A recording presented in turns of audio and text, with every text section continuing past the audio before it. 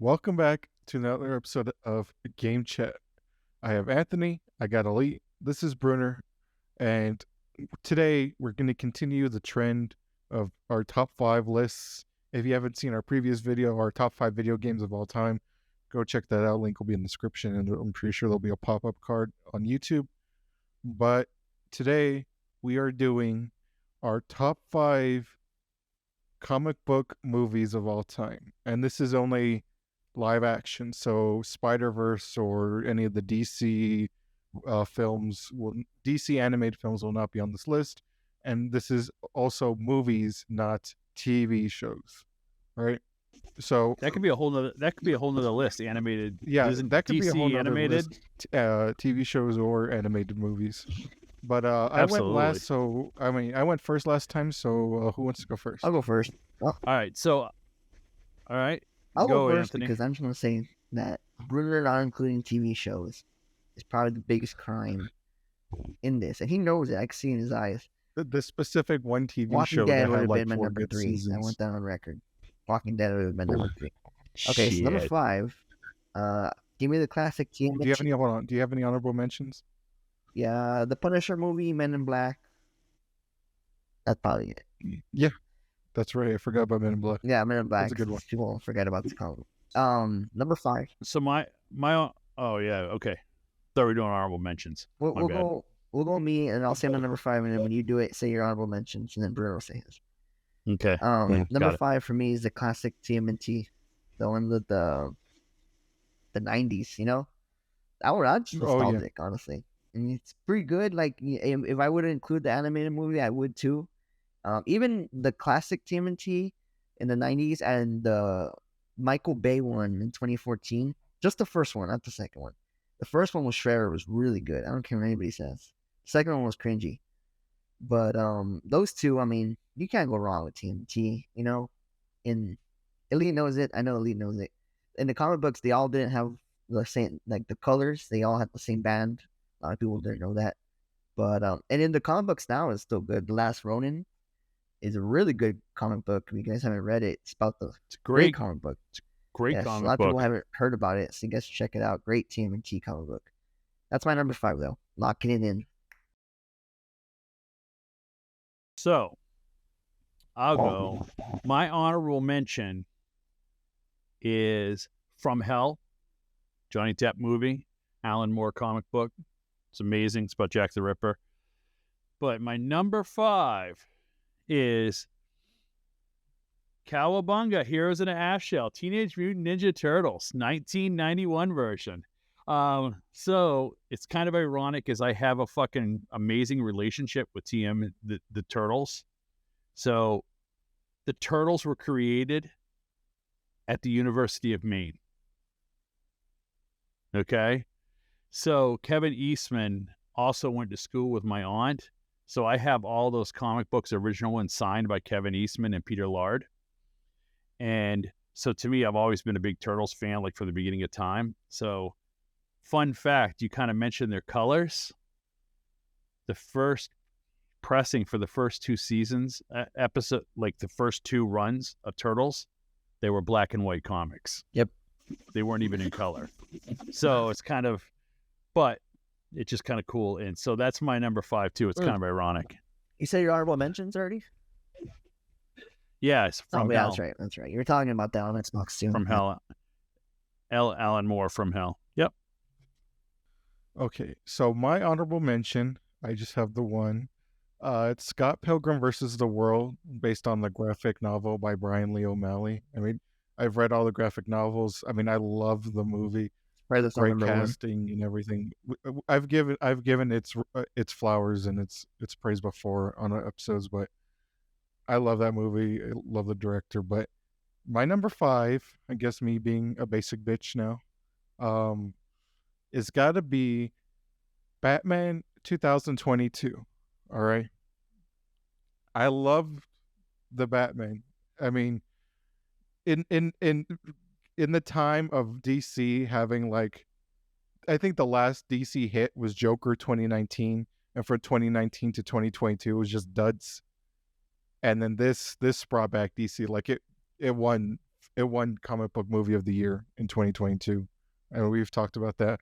But hot take coming in, um, I'm pretty sure the movies I'm going to talk about are on some of those people's list. I'm not a big Dark Knight fan. The whole Dark Knight trilogy, I've personally never been a fan of it, and it's my take. All right. But anyway, It's a take, but it's not the right take. It's my take. I like Batman Begins. Batman Begins was good, but I mean Dark Knight was okay, and then wasn't a fan of Dark Knight Rises when they whitewashed Bane, and then they made him like a super terrorist, and then Tom Hardy's voice became a meme. But I'm like, Nolan, I'm like, Christopher Nolan, why are you trying to make it realistic? I'm like, it's a dude dressing up as a bat, but you know what I mean? But like, Batman hit everything. Gotham, the setting, Gotham was Gotham. Like that, Gotham in the comics is like that. They brought it to life, and then, I liked, when they make Gotham feel like a character. That's how it's a great Batman film. And then I liked the Batmobile. I liked how he's like not year one, but like year two, year three. You know what I mean? And it's like it's not crazy, but it's still sort of realistic. You know what I mean? It's keeping still in a little bit of realm of reality. And I love the Riddler. I loved Paul Dano's performance. I loved everything about this film. So that's my number 5. I'll be honest with you. If I was going to put in on my list, I have 0 DC, 0 Marvel. But I do like that movie a lot. We spoke about it when it came out. I really remember. I was like not going to like it at all because of the casting, and it ended up becoming one of my favorite movies. In that. Yeah, I want to say, for those of you who don't know, we're new. Anthony turned Elite into a believer because Elite's like, oh, I don't know about this movie. I've got big reservations. And Anthony's like, no, trust, give it time. Just wait. Just be optimistic. And then Anthony converted Elite. It was good movie. But what's funny, you said about Gotham, though, if we included TV series, Gotham probably would have made my list. Damn right. Because that series, I feel like the city of Gotham really kind of was like a cast member, the way they filmed. You know what I'm saying? Because it gave me the same vibes as what the Batman movie also gave me. You know what I'm saying? Tell him about it. So I'm just saying. Speaking of that, it's perfect it's a whole other segue. episode. I'm okay with it. Because my number 4 is Joker. 2019 Joker. Or I think 2019. Did it come out 2019? Yep. 2019. Talking about a Gotham that's like another universe where the Gotham is amazing, and just the fucking plot. Todd Phillips, same director as amazing performance from everybody. All the supporting roles were great. The mom was like the twist in the end of her abusing. It was like perfect. I gotta give it number 4. And the audience reaction. I mean, if you guys remember like the scene with Robert De Niro and the audience and your theater gasped loud, and great fucking film. I cannot wait for the second one. And I'm a little skeptical with Lady Gaga, as Harley, but I trust in Todd Phillips. I gotta see a trailer. So I mean, I just don't feel as hyped as the other one. That's why I'm gonna put it as number 4, because I know it's not gonna be as good as number 1. Joker 1 is not gonna be as good as. I'm sorry, Joker 2 is not gonna be as good as Joker 1. That's why I'm gonna put it at number 4. I mean, I could rewatch that movie any day of the week. That's all I got. I got to hear Elite, so I see his face. So my number 4 is a movie that whenever it's on TV, even though I own it, I have to stop and I'll watch it wherever it's at. It's literally one of my favorite comic book movies ever. Again, sticking with the Alan Moore theme, it's The League of Extraordinary Gentlemen. Good one. And so basically what it is it's all these kind of famous historical fictional characters are the extraordinary gentlemen in it. And so you have Captain Nemo, you have Mina Harker from Dracula, you have Dr. Jekyll and Mr. Hyde, you have Dorian Gray, Alan Quatermeyer, and so it's just a really great story. Shane West plays Tom Sawyer. It's just a really, really, really good story, and it's kind of cool, and it's really good movie. And you got Sean Connery, so you can't really go wrong with Sean Connery. Good one. All right. My number 4, another basic bitch on the list one, but I love this movie. I think it's the best movie of its other counterparts. But Spider-Man 2, directed by Sam Raimi, is my number 4. I knew it was I knew it was coming. coming. No, Yeah, it was I saw coming. that coming too. I have no Spider-Mans on my list. I can confirm that. Wow, that's crazy.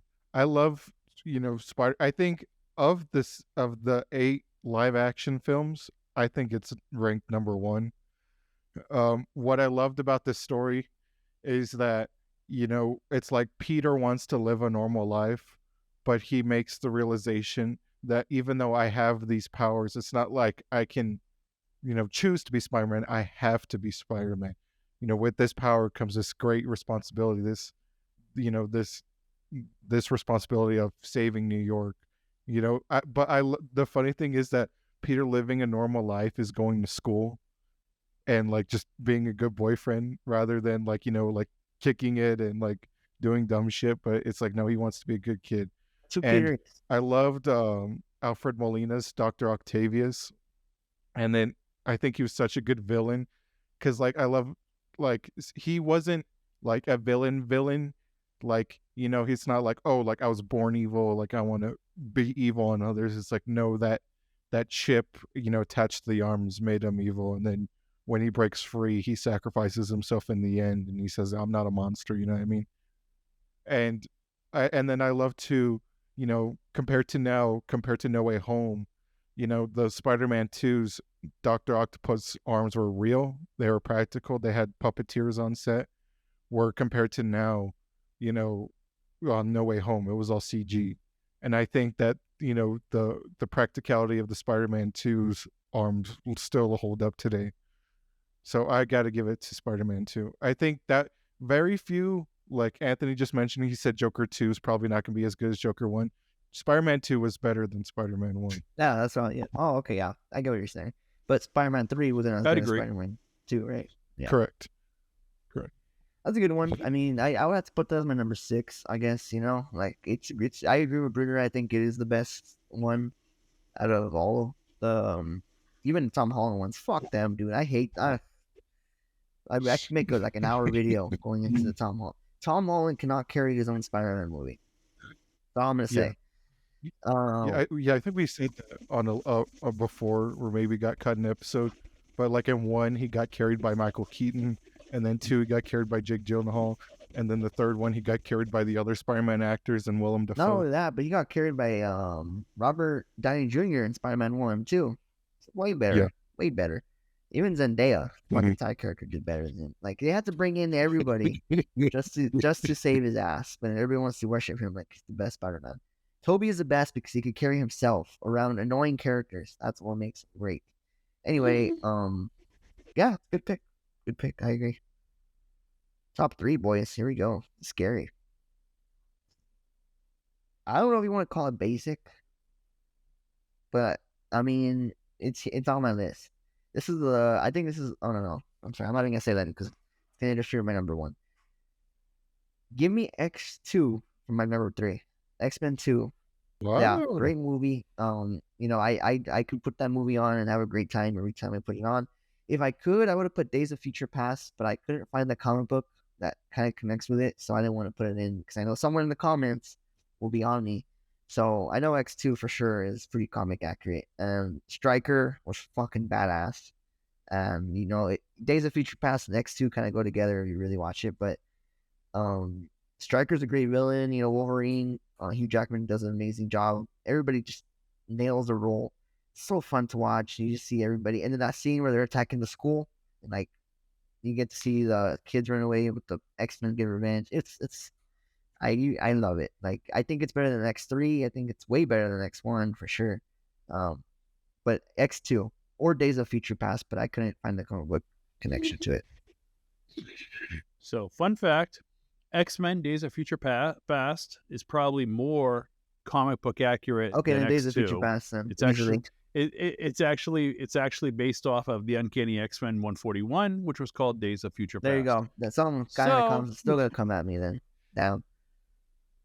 have him come at me and we'll have a conversation, and I'll pull out the fucking episode of the comic book if you want to see it. Yeah, no, yeah, I'll yeah, for sure. Yeah, Days of Future Past then. Days of Future Past is fucking awesome, dude. Time travel, it's got introduction of Quicksilver, got the young Magneto, and then the old Magneto helping the old Xavier. It's just like perfect because he's more wise, but in the past he's more foolish. You get to see both sides of it. Fucking great. X2 and Days of Future Past are phenomenal ones, but it's not my favorite. Hint, hint. All right, number Elite, gonna go before I say too much. Number 3. This is my first non-Alan Moore, so we got to put that out.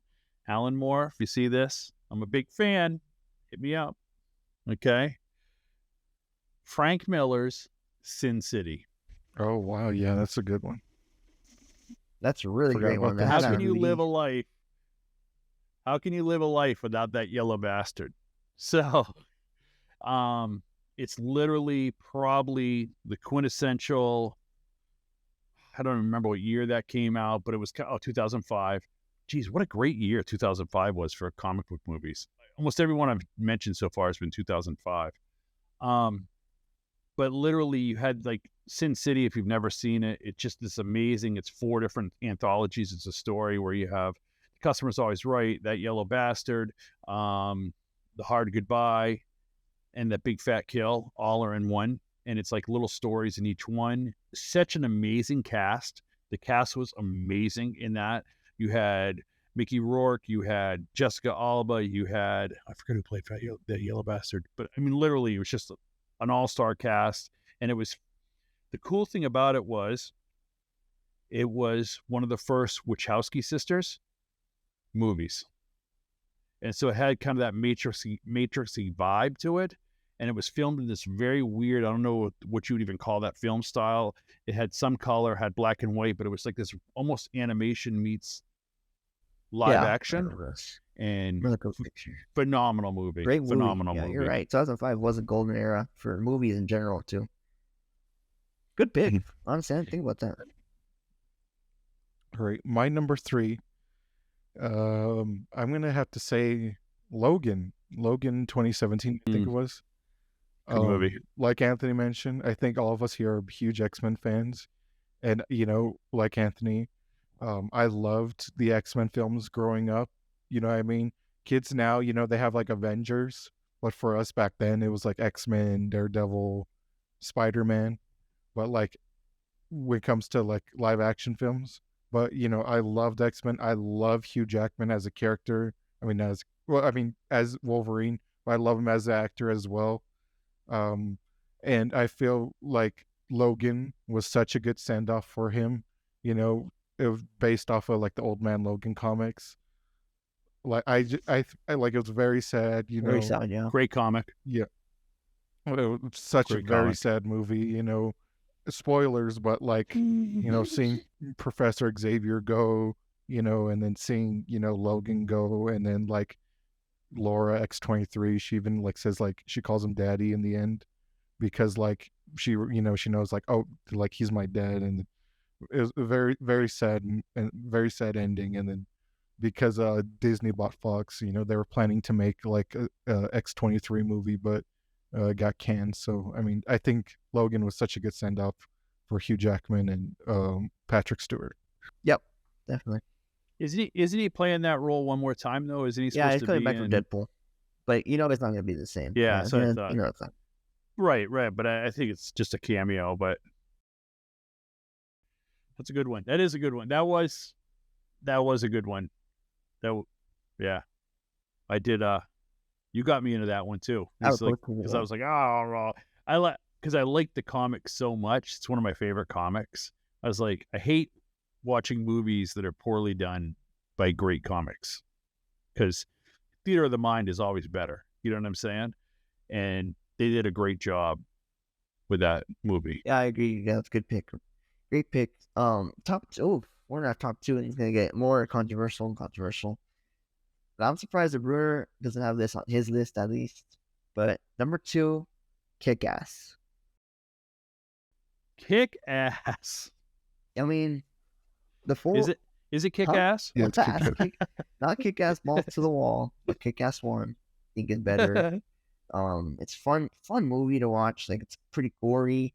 You know, you get like a dark Batman with Big Daddy's Nicolas Cage. You know, Quicksilver from the MCU versions there, and the Quicksilver from the X-Men is there.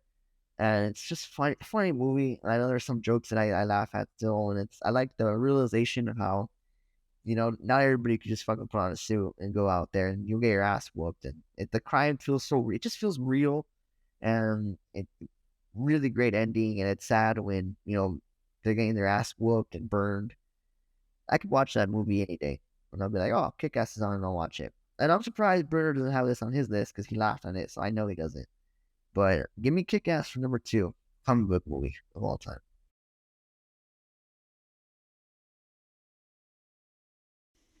So mine, here's where it comes the first little. Number 2, The Watchmen by Alan Moore. Saw that one. That's a good Saw one. that one coming. Okay.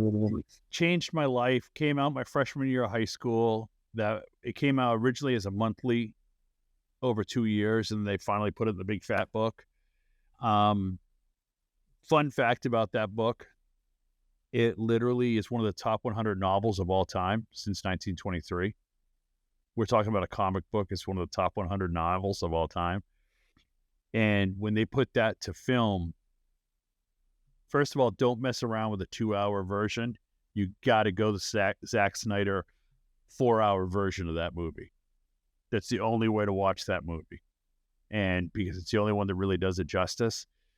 And it's just so amazing. And I know it's one of our former castmates on this would absolutely be screaming that it's at number 2 because it's his whole identity. But it's amazing. If you've never watched it, you have to watch it. And then I suggest after you watch it, go read the graphic novel. So it's probably the truest to form that I've ever seen come out on screen. It's very close. So that's my number 2. Great one. Okay. Yeah, it's a very good one too. I think this is for sure my basic bitch answer, but I have to give it to him because of the state of the world right now. Avengers Endgame.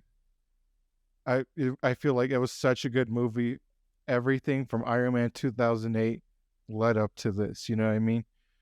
And like ever since Endgame came out, Marvel just hasn't been the same. Like the movies just don't hit, you know what I mean? And then I love this movie. Like they go back in time to Avengers 2012, you know what I mean? And then like Thanos again was such a good villain. I mean, even in Infinity War, you can argue that, you know, Thanos was the main character. But like Yeah, it was a Endgame, movie. yeah, Endgame just was it, you know what I mean? It was good, like the Endgame final was good. battle of Cap, and then, you know, the send off for Iron Man. You know, I feel like they should have just gotten rid of, you know, The most cheeseburgers. like the heavy three, like Thor, Cap, and Iron Man. For sure, Thor retired in Even that Hulk. movie. Yeah, I feel like they Dude, should have retired those 3 in that movie. I'm Especially, telling you, go ahead. if you could live that moment when you're standing there and Captain America straps his hand back up and you hear him say, on your left. If I could just relive that moment in the movie theater, the eruption of excitement, that was probably one of the greatest moments in my life. And I'm going to be honest, it brought a tear. It hit me. It hit different. That's definitely one of those movies. It's like where you had to see it, you know, in theaters. Like you had to be. You there. had to. You With just had to 100 be there. people. You had to be there around 100 people. Oh, yeah. Oh, my God.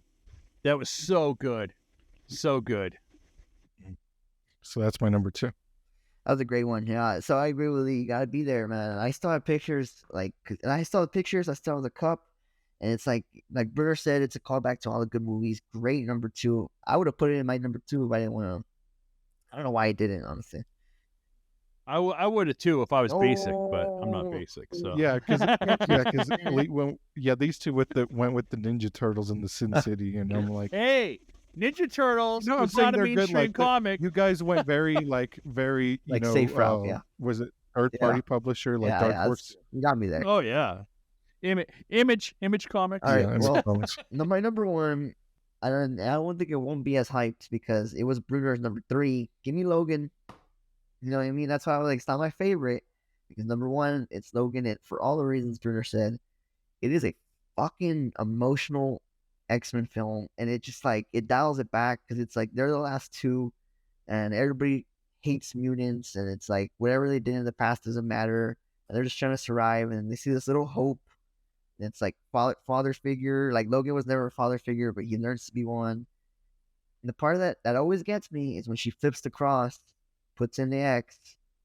That's cinema right there. And that's my favorite comic movie of all time. And that moment right there, that I knew, I was like, that's my favorite. Plus the shouts out El Paso, shout out 915.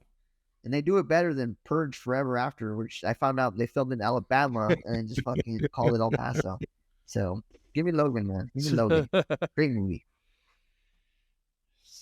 So my number 1, and it's funny as I look at this, and then my list could go so many different ways, so many different times. And I think I agree with Brunner. I think it's because the climate where we're at right now and just the way the world is. It's another Alan Moore. V for Vendetta. Ooh, V for Vendetta. And I mean, literally the mask, the Guy Fawkes mask created Anonymous came from that. I mean, there's just so much influence from that. And then you talk about like dystopian kind of like everything that's going on government wise now and shit. I feel like, oh my God, we're in V for Vendetta, like real life. You know what I'm saying? And it's like just such a great movie. Like Natalie Portman was so committed. She really shaved her head for the movie. And it was like just a really, really great movie. And again, another one that was a great book. The book was amazing. And then to bring that into the comic book, into the movie world from a comic book, I think they did a great job. Great job. And so that's my number 1. I think me and Anthony's number 3 and number 1s were flipped because my number 1 is Joker 2019. I knew 4. That though for you. Oh, sorry, number 4. There you go. That was a good one. But I love this movie. I was very, very skeptical because Joker, such a big character, one of Anthony's favorites, loves being introduced, into Arkham games. But that's another hour video. But anyway, so I was me and Lee were talking. We were very skeptical because again, Joker is such one of those big characters, and his backstory really hasn't been explored in the comics. Like it's been hinted at, some parts have been added, but this is one of the films. It's like you can like have a comic book inspiration, and you can do your own thing as long as it's good. You know what I mean? Because it's like Arthur Fleck, is a guy who's got, mental problems, not like severe mental problems where he's a lunatic, but like, I mean, he has his bad days, you know what I mean? And then I love that. I love that he has like, it's a real thing, like real medical condition, like an uncontrollable laughter. And I love that they gave it to him, instead of like just forcing some guy to just crazily laugh, you know what I mean? And then he has a little card saying like, excuse my laughter, I have a medical condition. And then, Gotham itself, like Anthony was saying, is a character, and then like you see like there's a trash like they're unionizing the trash workers. So like all the trashes are piling up in the city. And then it takes place in the late 70s, early 80s New York, or I'm sorry, Gotham, which is still kind of like New York. And it's so good. And then, Arthur, which, says a lot about fucking saying the line, says a lot about society right now. But, he is very low income, and then he needs medication from, government funded projects. And then, she tells him, she's like, hey, I'm sorry, we're running out of money. And he's like, well, where am I supposed to get my medication now? You know what I mean? And then Arthur's trying to be a good guy, but I mean the city, is like tearing him down, you know what I mean? Like he wants, he's a good guy, he's like a performer, he wants to be happy, but like he's got some demons in him. And then like his stepfather, they said it like would literally chain him to a radiator and beat him. And then and then he has this like thing where he thinks that his real father is Robert De Niro's character. And then he's like, oh, why don't you love me? No, I'm sorry. He thinks Thomas Wayne's his real dad. And then Thomas Wayne just like lays into him. He's like, listen, he's like, tell your mother to stay away. And he's like, what's wrong with you people? Like, why aren't you just normal? Why can't you just be nice? And then like, he has this, fan, like and then what I also love too is he lives in this fantasy world where, he thinks he's like a funny comedian, but like, but in reality, like people just boo him off stage, or, and then when he watches TV, like people think, well, I'm sorry, he thinks that Robert De Niro's character is going to love him. Like, oh, why don't you come up? You're a really funny guy. But then he finally makes it. And then Robert De Niro also lays into him. And he's like, what you did was terrible. And then he loses it. And then I also love like the idea that, he thinks that Zazie Beetz is his girlfriend. That part but was he was just fucking. making up the I entire... know. In the theater, I was like, I dropped my popcorn. And then he walks into that realization where he walks into her apartment. She's like, who are you? Wait, aren't you my neighbor? And he's like, no, we're dating. And then it shows like all the whole time it was just in his Did she head. kill him? Like I never understood that. Did he kill her? No, she doesn't kill him. He just walks away. Weirdo. It's funny because I sit and think about him as You're literally him. He's probably one of the best Jokers ever. Like, and it's not even like a stereotypical Joker, like the stair scene, et cetera, so forth. And the only other Joker that I think ever came close to him, which is weird because it's none of the big ones. No, is Cameron Riley Monaghan. Oh, Cal Kestis. The kid. Yeah, the kid from Gotham. Like he kind of. Well, he reminded me, and I always thought, oh, geez, I thought he was like a perfect cast job, and it was kind of the same thing because you gave me a backstory. Oh, I'm interested to see Joker too, because I think it's going to be, it'd be interesting. It'd be interesting. Yeah, you're right. He did really good in the show. Gotham's a fucking amazing show. That's a great show. Great show. I think some of those TV shows, that's the next one we should do, is some of those TV shows are actually better than some of the movies they've made. Like the Flash TV show is phenomenal. It's freaking great.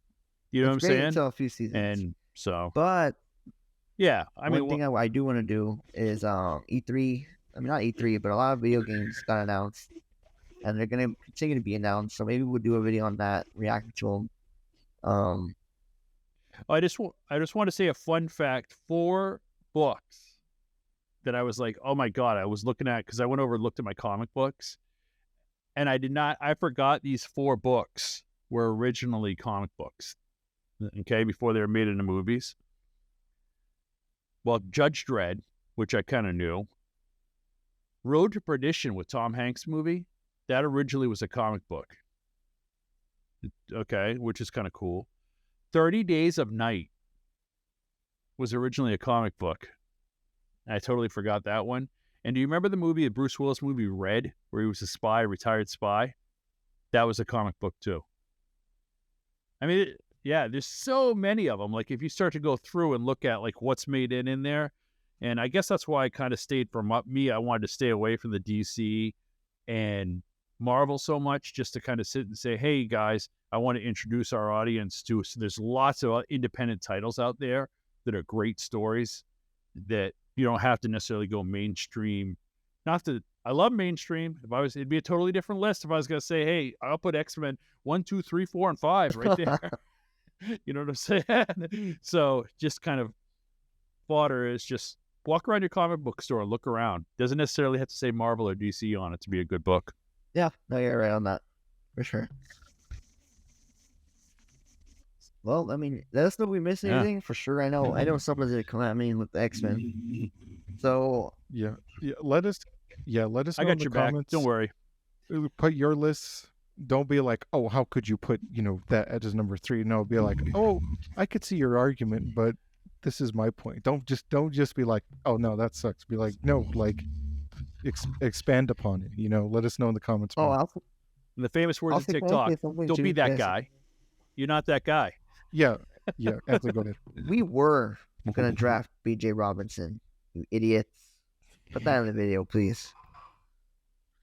Yes, referring to our last video Dumb fuck. of when you guys had lost Miles Sanders, Boston Scott was your running back Yeah, one, and we got Rashard and Penny. you have to pay Jalen Hurts.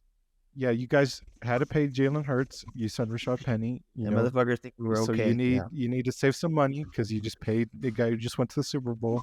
So let's draft a running back, which makes sense. Yeah, people are just Brunner's literally my translator. I'm about to go off for these Eagles fans. These Eagle fans are dumb as fuck. Like they're acting like we weren't gonna grab Robinson if he was available. But all right, whatever. I mean, whatever. We were, and if you don't come at me, and I guarantee you I will reply. And I notice how the ones that I do reply to don't say anything. They don't say anything. At least I don't see them. I don't know if they do, but No, they there don't. you go. All right. Well, I mean, let us know if we missed anything besides the Robinson part. Because I'm sure everybody let me know. So thank you though for watching. All love. It's all love, guys. I love you guys too. Don't worry. At least just standing there like, what the hell are you talking about? I got attacked. Sure. Keyboard warriors, gotta love them, dude. All right, take it easy, everyone.